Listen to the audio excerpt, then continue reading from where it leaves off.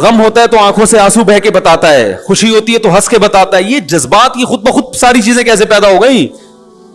اس کبوتر کے دل میں کس نے ڈالا کہ تیرے بچے تیرا انتظار کر رہے ہیں, خود بھی کھا اور ان بچوں کے لیے دانا بھی جمع کر.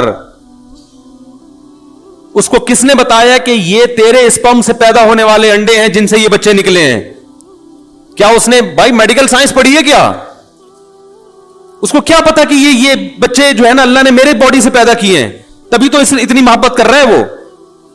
انہی بچوں میں آپ دوسرے کبوتر کا بچہ لا کے رکھ دیں, وہ زیادہ خوبصورت, اٹھا کے مار دے گا, فوراً باہر پھینک دے گا اس کو, بولے گا میرا نہیں ہے. ڈی این اے کی ضرورت بھی نہیں ہے, کبوتر کو پتا ہوتا ہے میرا ہے, گوروں کو نہیں پتا ہوتا.